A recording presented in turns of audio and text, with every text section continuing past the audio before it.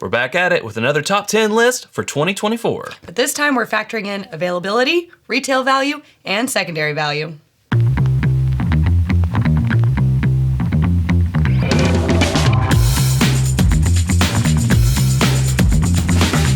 All right. Yeah, you said it right there in the intro. I tried. Availability, value, secondary value, three things we could not factor in the first time we did this episode. No, and the reason why is because we taste them and score them blind. Right. So how will I know That would give it what away. the value is? I can't know that. Yeah. So yeah, this list is basically like, okay, cool, we made our dream vision board of our top 10 based on the best thing we tasted of 2024. But like, let's, bring it a little bit back down to earth. Let's be realistic about this. How likely are you able to come across this? Right. And is it a good value for whatever it's going for at retail or on secondary? So about this list, these are the same 43 bourbons that we ranked for our de facto best of the year list, reworked with new scoring categories included to reflect value and availability. A quick word about value and secondary prices. Value doesn't mean inexpensive. It refers to the quality of what's in the bottle in relation to what you paid for it. So a $100 bottle, as long as it was one of the best you had all year, can still be a great value. We know not everyone can get bottles for retail, so we also factored in secondary price value. Not all bottles have a true secondary price, so in those instances, we searched around for the highest price online retailers were selling it for, even though it wasn't a true secondary price. For bottles with actual secondary prices, we looked online for the lowest and highest price the bottles were selling for, averaged the price, and used that for the secondary value rating. Now, we're not going to get into the nitty-gritty on how we did our whole list, the de facto list. If you want to know, go watch it in the de facto top 10 In the best. main best of bourbons. Yeah, best bourbons of 2024. We get real into it. But we will tell you that the scoring portion of this, we rated it on nose, palate, mouthfeel, and finish. With 25 points each for 100 points possible. Then we added in those three other, so it's a 7-factor rating system. Right. here. Then, you use things like math to get scores. Math, right. Math. We love math. Yeah, so 175 possible points would be an absolute perfect whiskey all around. Now, this list isn't going to be perfect either. Of course not. There's going to be a few on here where people are going to go, tell me how that's available. And we'll get to that as we get to them, and we'll explain it. Okay, this is going to be a bit of a journey, but come along with us. Let's just jump right into it, shall we? With number 10. It's the Penelope 9-year Estate Collection. Right off the bat, one that wasn't in the regular top 10. Spoilers! No, it wasn't. It also came to us later in the year, but it did decent in the blind scoring, but in terms of availability and retail value, I think that's where it really brought that score up and bumped it into the top 10. Right, so blind scoring, and of course, if you watch the other episode, you know what we're talking about when we say the double check. Before that, just on blind scoring alone, it scored an 87.25. So not bad. Not pretty bad, good. yeah. But then it's the other three categories that really helped bump this up to number 10. And we'll talk real quickly about how we did availability, because last year, the first time that we did this adjusted type of list, we just kind of went on our own feelings. Our own experience, which is the only one that we can really have. Yeah, which is more local to Kentucky. So to get a better feeling of how things were out across the U.S. and even outside of the country, we went to our Patreon community and gave them the list of everything that was in our blind best of the year contention, which ended up being 43 bourbons and finished bourbons, and said, hey, would you rate these? A 25 being pretty much anytime I walk into a store, it's there, right there. And a 1 being I never see this, it's not available. Took all of that, ended up being 35 responses, averaged them out, and that's how we got our availability. We also weighed in, so that was 36. A small, sample size, but hey, we do what we could. At least it's more than just 1 and 2. Exactly. Right? So, for instance, the Penelope scored a 7.28 in availability. So that should have, in theory, brought it down. However, for that retail price of $80 out of 9 years, that's pretty good. And secondary value, it's not going up too much. That seemed pretty... Yeah, retail value, we gave it a 22, and then that secondary value, we gave an 18, and that's how it got a 76.87% score. Well, there you go. Overall. Yeah. All right, Sarah, how about number 9? Booker's 2024-04. People were saying in the first episode, I'm surprised to not see any Beam in that top 10. I think And that is pretty shocking. I would for you. agree, knowing us, especially knowing myself. So here's a beam coming in with the 2024-04, which we just got like a week before we finished up the blind tasting. We barely had time to get to know it. I know, we had to toss it in, the few that we had left yet to score, but we did score it an 84.875 average. And then the other categories helped it. Availability, it has become more available. It's more available. You don't see it every to single be. time you walk in the store, but you see it A lot more. a lot more than you used to. Yeah. I mean, at a, $99 MSRP, roughly maximum you're gonna see it go up to. It's not like one of those that's highly sought after on the secondary, so you're not gonna see it go up past like 140, 150, so Right. there's not like a lot of competition there between the value and the secondary value. The tricky part here is assessing that value, which we gave it a 20. That's on that particular 2024-04, which we liked the best out of the 4 of the year. So if we put it to our least favorite of the year, that 20 is gonna go way down. Oh, way down, yeah, because it's like I'm not gonna pay $100, even if it is available for something I don't like as well. We'll call it our panel, meaning our patrons. Our panel scored it a 13.51 out of 25 as far as availability. So people are seeing it out there regularly, as we have as well.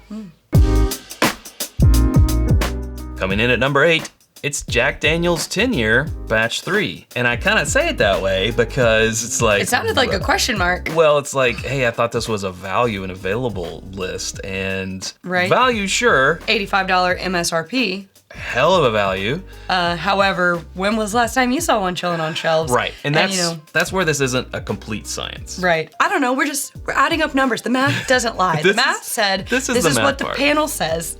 I'll tell you the reason why I think it is, Sarah. It's because we don't put everything that came out in 2024 into our blind contention. Well, we can't. That would be impossible. I mean, we would have to really put in some overtime to get it done the way that we do it. Let's just explain how it's still on this list. Yeah, break it down for us. Okay, average score between the two of us, again, before that double check, a 90.25. That's good. Availability from our panel gave it a 4.46. Not good. That takes it down. Right. Retail value, and by the way, retail on this is $85 for a 10-year that scored over a 90 is gonna be 25 points. Right. So that boosts it back up. If you see it at retail, that product at that price, are you gonna buy it? I'm gonna buy it. Yeah, 25 out of 25 times. Right.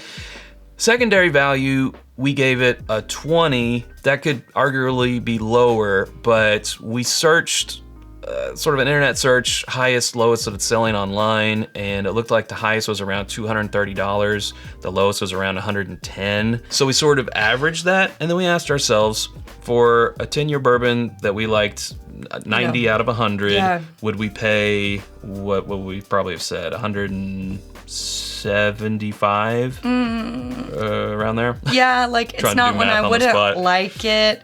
But as popular as those releases have been and as little as you see them, it's like you would consider, you'd weigh it, you know, especially again with how well we liked it. So it's like, I don't want to pay that much. I don't know. Again, these are subjective, so maybe that 20 is a little high, but still, I don't know. It's a personal preference. Hard to say. Which ended up giving it a total score of 79.83%. And that put it there at number 8. So contested, yes, and we welcome your feedback. I told you not everyone would agree with this list. And that's fine. Yeah, there it is. At number 7, Knob Creek 18-year Batch 3. Okay. There's more beam. Okay, I see what happened with the beam. Yeah. It just all ended up on this list instead of the main list. The thing that helped this one was you pretty much saw this one a lot of places. It was pretty available. It did take a while.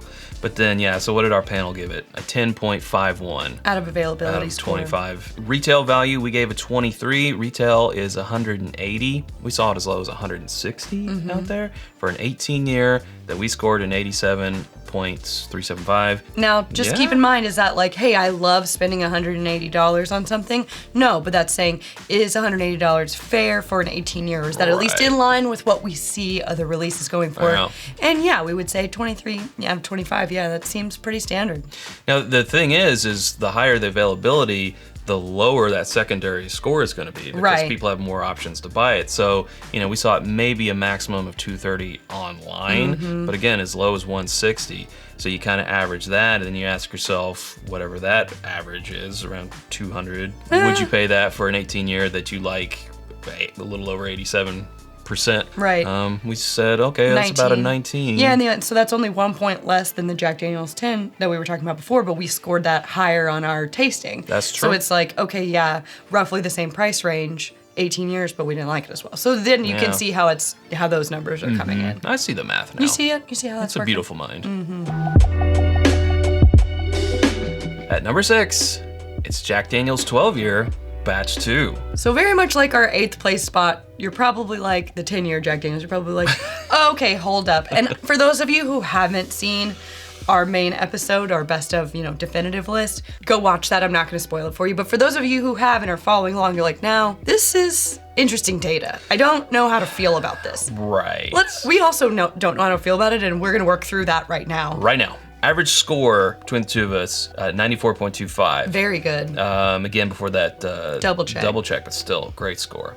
Availability from our panel, a 4.26 out of possible 25 points. Right. So not impossible, but not likely. Not likely. And that hurt it. That brought the score down. Just like the 10-year. But then what helped it was that retail value, because retail value, $95. Something that ranked on our best of blind for as well as it did in our blind tasting at that price. That's a really good retail value. Yeah. If I saw that bottle and knowing how well we liked it, would I buy it for that much for $95? I would buy 25 out of 25 times. Right. And the other thing that helps it is the secondary value, because it hasn't become the cult status of a BTAC or even like birthday bourbon, which got a crazy high secondary. It's not hovering around $1,000 or over $1,000.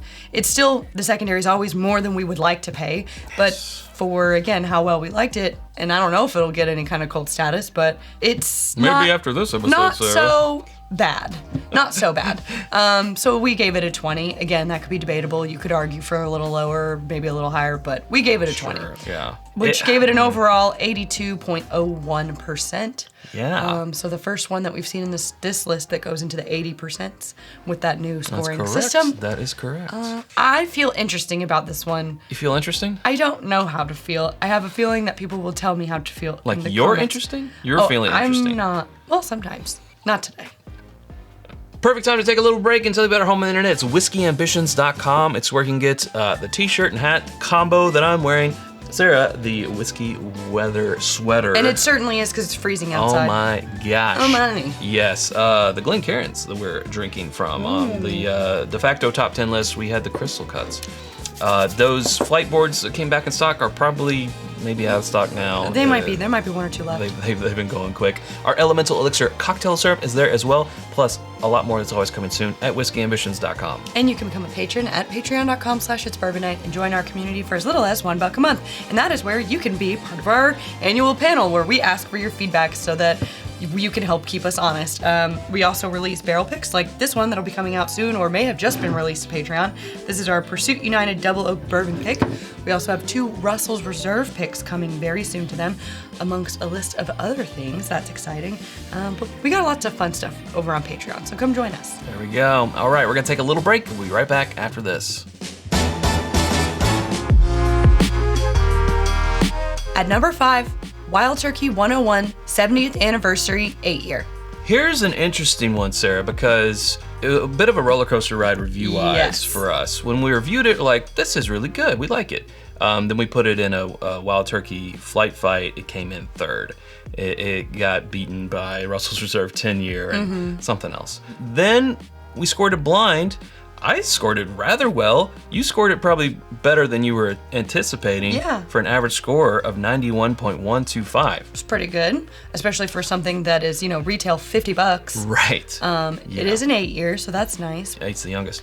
I'm puzzled because I see that the panel scored it like a 9.46 on availability, but I feel like I've seen it a lot. But again, that's kind of just our area. Our experience. They said maybe not so much, but for $50 for us to score it that well, I mean, in an 8-year for $50, I think. That's what earned it the 24, 24 spot in retail value. And the secondary, it's not crazy. We saw it for as high as $80. That's online. But as low as 45, which is lower than retail, which is strange. That earned it a 19 in a secondary score, which bumped it up to an 82.05 overall. So extremely close to that number 6 spot of the Jack Daniel's 12-year being that overall score of 82.01. I mean, we are within teeny 0.04%. Right. So, I mean, again, had we finagled our value secondary and retail scores just a tiny bit, we could have flip-flopped those very close. But again, when you're considering something that costs $50 on the shelf and that we've seen a bunch of around here with the Jack Daniel's 12-year, which cost, $95 and we don't see any of. And we're also not all about optics, folks. Oh, yeah, I don't care. We don't care. I don't have a dog in this fight. How bad we make ourselves look sometimes. It just makes me think I want to revisit this 70th anniversary one. I agree. More now that it showed up as well as it did in the in the blind scoring. So glad to see it there at number 6. But now we move on. Number 5. Oh, you're correct. We're after the break. So number 5, which means we're moving on to number 4. At number 4, it's Angel's Envy Triple Oak. Now again, not a spoiler, but something that did appear in the other episode. Won't tell you what position. Did. So we did like this very much. We gave it an average score of 91.75. Yeah, and also I would say, looking at the list, yes, we are crowning this our most liked finished. And honestly, Sarah, I'd have to think back, but it might also be on the other list too. I think so. I think it is. Yeah. So Angel's Envy Triple Oak crowned our best finished bourbon of 2024. How about it? Go. And coming in number 4 on the value. You already gave the score. Let's see. Availability, our panel gave it a 10.47. So again, not in every store, but you come across it occasionally. I came across it, yeah. Yeah. For a retail price of $75, we gave it a 22 in the retail department. I feel like for as well as we liked it, that...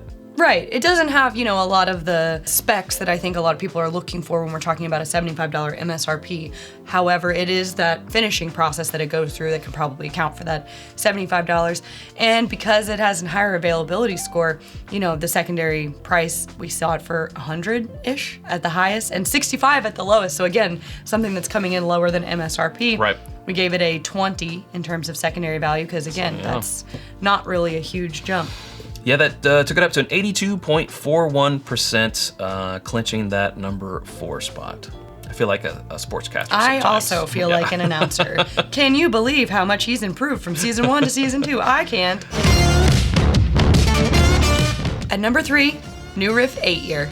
Seeing some reoccurrences from our best of list, which honestly makes me feel pretty good about our best of definitive list. Deja vu all over again, right? Yeah. Number 3, 94.5. Again, average tasting score. Pre-double check, which happened in the de facto list. Not the most available. If this had a wide availability, it would have been number 1 easily. Our panel gave it a 4.83. Not seen. I've got to agree with that. I think we ranked it really low in availability because it's like distillery. I know some people have seen it in some stores, but I can't recall. I mean, I never actively went out searching for it. Look for it. We didn't have a bottle. We only had a sample for our best of, our definitive list. Yeah. And so we tried to find a bottle for B-roll, and that was difficult. I had to borrow one from a friend. Thank you. You couldn't even Thank you, Eric. Shout out. Couldn't even go out and buy one. So that tells you right there that it's really not available.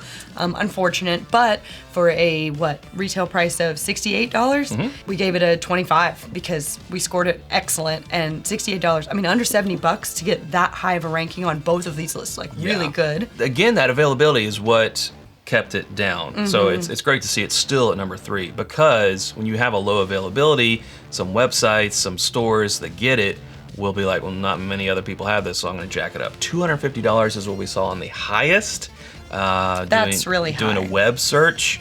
So we kind of averaged that out to be like, would we pay whatever the hell the average is between $68 and $250 for something that scored a 94.5 for us? And something that ranked so high, in that tasting. I don't want to do it. I don't like it. But to get a bottle of that, would I consider? Maybe. So that's why we gave it a 20. 20. Yeah. Which for an overall score of 82.47%. It's So we're still in the 80s here. We are, and if New Riff can just work on their availability, hopefully they will. I know they only make so many barrels and only allocate so many to age up to 8 years or beyond, while the others are going into their 4-year stuff. And hopefully they're like here, like winning awards and getting a lot of praise. Like, all right, we need to set more barrels aside to age up to 8, and these are our stars. That'll help that availability, and then it'll just become a rock star of a value as long as the quality stays where it is in this particular incarnation. How about next? At number 2, Jim Beam Winter Reserve. I'm glad this showed up. I'm glad it got as high as number 2. That's wild. This, I feel like we sort of broke the story on this one a little bit in You think so? In 2024. Well, it was very new on the shelf, and we threw it in a Jim Beam Flight Fight. We didn't even do an official review. And then as I saw other videos starting to come out after that about, hey, you guys need to pay attention. This is like, don't sleep on this one. This one's really great. It didn't get the highest average score from us. But then consider that this $25 bottle was competing with the likes of BTAC and all this other stuff that you've heard us list in this one. Right. And it still managed to get an 84 on the blind taste score, which is good. Yes. Not great, but it's good. It's a good score. Considering it got higher than some other things that maybe had a bigger reputation. Right. The availability higher than we've talked about, I think, so far in this list, a 13.94. So semi-available. Semi-available. Didn't get perfect marks for us in retail value. We called it a 24 out of 25. Again, it's $25, but we considered that we blind scored it an 84. So it's like, it's good, but am I going to buy it every single time? If it had been in the 90s, I feel like they would have got a 25. Yeah, it would have. There's basically no secondary because it's available and cheap. Some people charge 30 for it, so we gave it a 23. That was enough to get it up to an 82.82%, Sarah. That's crazy. Yeah. I think this one on the list is definitely the lowest cost. So if you're looking for the best available, affordable, or best value, this is the one to go with on a budget. I do think it's lower proof. I think it is an 86 proofer. Probably hurt it a little bit for us being, kind of proof hounds in the blind. But if you're just looking for a start of the evening, a value sipper, wouldn't really throw us in a cocktail, usually around 90 proof and up. But still, I mean, you could. Still, you could, yeah. Perfect for this winter weather we're having right now. I agree. Winter, don't reserve it just for the winter, though. Truly. And hopefully they won't either. Sarah, that means we are coming up on number 1, but before we talk about number 1, I think we need to let people in on what happened to those staples. Yes, so if you didn't watch the first episode or you just need a refresher, we do put 5 everyday, what we would consider everyday value staples. So I can walk into the store, this is gonna be there on the shelf, and it's gonna be a good value. The value's not really gonna change based on the store that I go into. We don't put them in this list because they're not 2024 releases, but we use them as our benchmarks. And it shouldn't surprise you at all that they would have swept the top 10. If we were considering them, they would have taken the 1st through 4th spot and then the 7th spot. Yeah, so let's just tell you, number 7 would have actually been Four Roses Small Batch Select. I think what hurt it was, the lowest in availability of the staples. 17.17. And it didn't get a great average taste score, but it did fine. Which hurt its retail value and its secondary value, actually. Number 4 would have been Old Forester 100 proof. Scored it pretty well blind, 82.5. Availability of 21.57. Full marks on retail, and then there's no secondary value because you can walk in and find it anyway. Yeah, so it's just the store's charging more for it. So that's pretty much going to be the story with the entire list of these. You value retail, no value secondary because there is no secondary. Number 3 would have been the Old Grandad 114 with a combined average score of 92.25. Super available, great bartender favorite. Right. We love Old Grandad 114. Yeah, that would have given it a new score of 92.29%. Crazy. Insane. Number 2 would have been Russell's Reserve 10-year. Now this is that LLME, the whole laser code drama thing. That's the one that we put in here because of it. But still, whether it's that laser code or not, we love Russell's 10. Awesome. A 93.5 blind score on this. High availability of almost a 23. Extremely good retail value.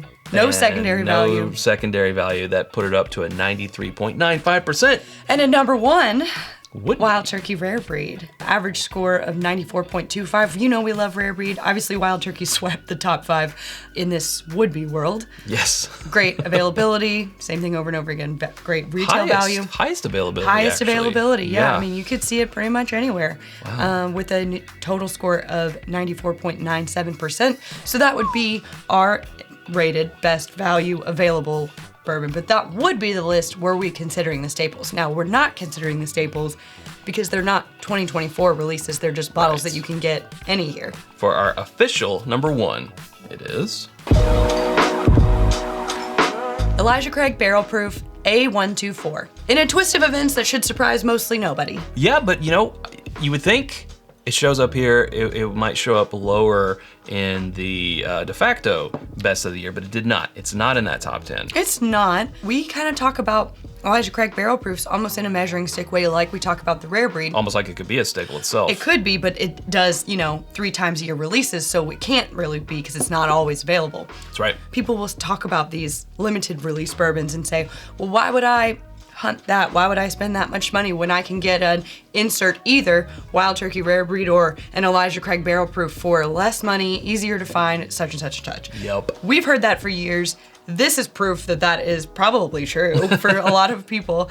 We blind scored it an 89.5 average, so about a 90, which is again very good, but that explains why it didn't appear in the top 10.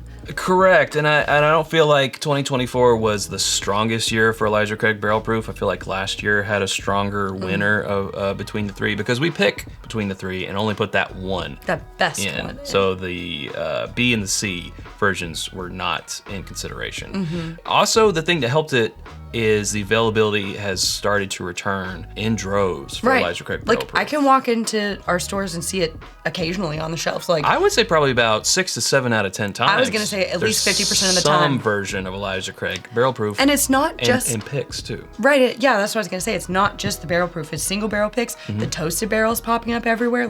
Whereas before I feel like I never saw that. Toasted barrel proof is actually becoming a thing now. I don't know what's going on with them, but yeah, availability has definitely increased. For $75, it's a 25 in it's a retail 25 value. because as we said, people are gonna say, why would I buy insert XYZ when I can get an Elijah Craig Barrel Proof for $75? Now, some people do like to think they've got something and they will charge more up into the hundreds. We saw $250 online as the highest anyway. Nobody's paying that. No, God, I hope not. But still averaging, 65 at the lowest, $250 at the highest. We gave it a 20 for secondary value because it's still, and especially if it's a great year. So we had to judge it on the A124, which we, again, almost gave a 90 average score. So still pretty strong. When people say that now, I can't argue with them because, right, those two topped the list of our best of. Rare Breed and Elijah Craig Barrel Proof, they just keep showing up year after year. Proof that y'all are right, and also proof that we do a good job of picking our staples because we swept, top 4 and then what would have been number 7. Yeah. Had the staples been included. So yay, good job everybody. We're doing it right. If anything, we just have to rethink maybe 4 Rows of Small Batch Select for next year's Correct. staples. Maybe something replace else. That with something else. What would you suggest we replace it with? Let us know What do down you below. think about this list? Gentle feedback, please. Obviously, it's not going to appease everyone. Well, I would say everything I would put in a value and available list sans the 2 Jack Daniel, the 10 and the 12 year, because availability is not there. Value at is retail, there. yes, absolutely. But we're more looking at the value side than the availability for those 2 particular ones. And when you do a list based on math and scoring, you're going to have some irregularities, I feel like. I know y'all are going to roast us on that Jack Daniels being on this list, but that's okay. If you watch the episode, you understand where we're coming from, and if you just skipped around, then you don't know because you didn't listen, and that's fine too, but go watch you're it. probably typing in the comments right now about how you don't like that, and that's okay. That's fine. We can't wait to hear from you either way. That's fine. Coming up, best of year-wise, we've got the best of Rise that we're doing in the same fashion as the Bourbons. And then I think we might do a breakdown as well. Analytics, things that just missed the top 10, big variances and scores. Unsung heroes. Unsung heroes, surprises, letdowns, that kind of thing. etc. If you have anything you want to see in that episode, also drop that in the comments, and Yeah, who please knows, do. maybe we'll answer your questions. Or That's where we'll leave it. If you haven't subscribed to us already, you can do so by clicking right up here. There are suggestions of other videos down here. Hope to see you there in one of those. Thanks, Sarah. thanks, Chad. All right, until next time, drink more bourbon.